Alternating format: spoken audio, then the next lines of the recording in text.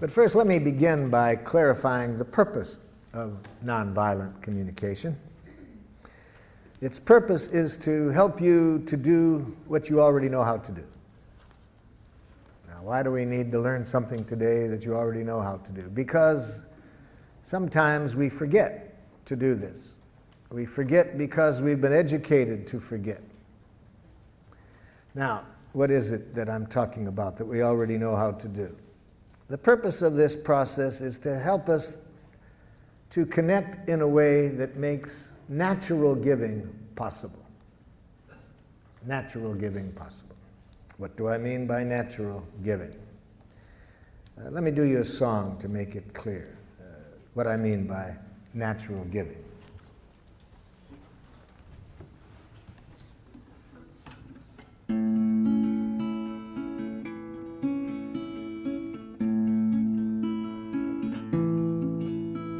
I never feel more given to than when you take from me.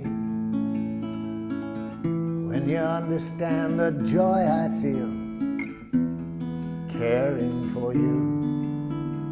And you know my giving isn't done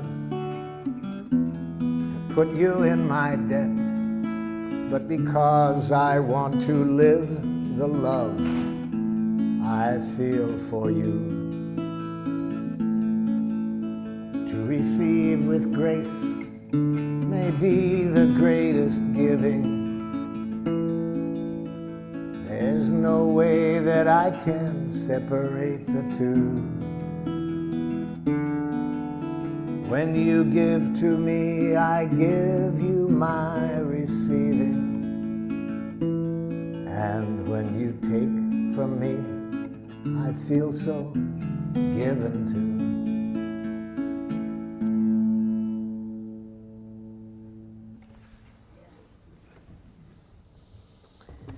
You all know that giving. You know how to do it. And that's what I'm interested in.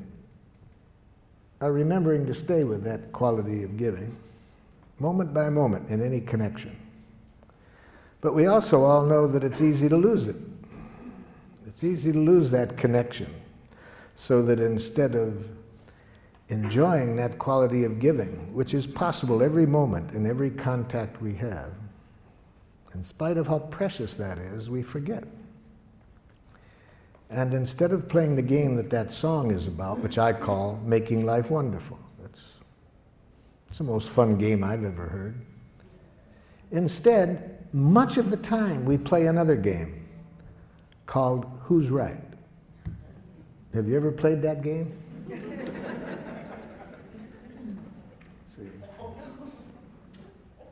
It's a game where everybody loses. So isn't this amazing that we all know about this quality of giving that the song was about? It's possible every moment. We find that the richest thing to do, and much of our life we end up playing Who's Right? Now, the game of Who's Right involves two of the most devious things human beings have ever come upon. One, punishment. See, because if you're wrong in the game of Who's Right, then you deserve to suffer. Can you imagine a more diabolical concept to educate people? So, if you haven't already abstained from punishment, I'm sure by the end of the day that will no longer be a part of your consciousness. No more punishment. You won't do it in your families. We'll get rid of it with criminals. It just makes things more violent. We'll find other ways to deal with other nations beside punishment. No more punishment. No more reward. It's the same game. See, it's part of the game of Who's Right. If you're right, then you get rewarded. If you're wrong, you get punished. No more. No more. It's created enough violence on the planet. No more guilt induction. See? No more shame. No more concepts of duty and obligation. Just what the song is about. Natural giving. So how did we get off target? We got off target, according to Walter Wink, a theologian who writes in his book, The Powers That Be. We got off target about 5,000 years ago. We got off target because we started to get some wild thinking. Wild thinking that human beings are innately evil. And when you believe that human beings are innately evil, then if things aren't going as we would like, what's the corrective process? The corrective process is penitence, you see. When people are evil, you think that the way to bring about change when people are behaving in a way you don't like is to make people hate themselves for what they're doing.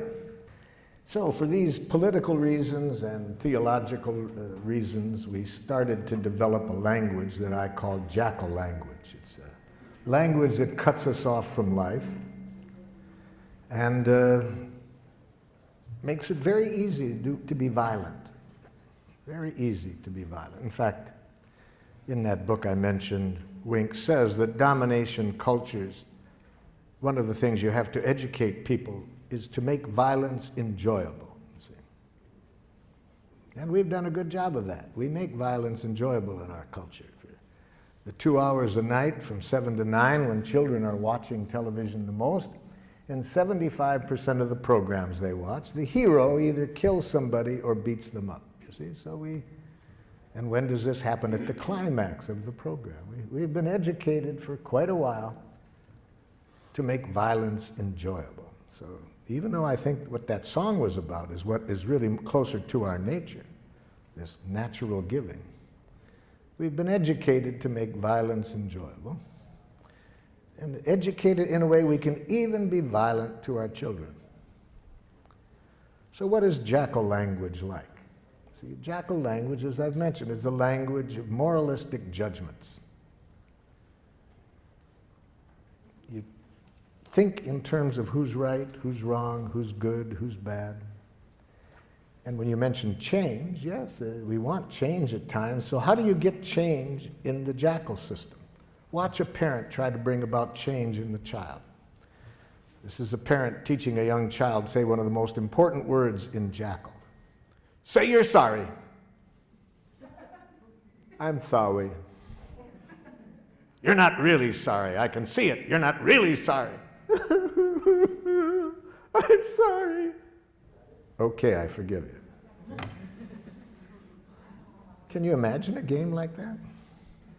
Can you imagine a parent responding to a child that way? And if a parent is going to do that to a child in their own family, what are they going to do to people from other cultures who behave in a way they don't appreciate? So of course you're going to have violence wherever you have this kind of thinking. In cultures that do not have this thinking, you don't see violence, you see. So that's how we got off target. Even though we could be playing the game, make life wonderful each moment, we have been educated for quite a while to play another game, who's right. So what are the parts of this game of who's right? I've just mentioned one of them. One part is moralistic judgments, learning how to go up to our head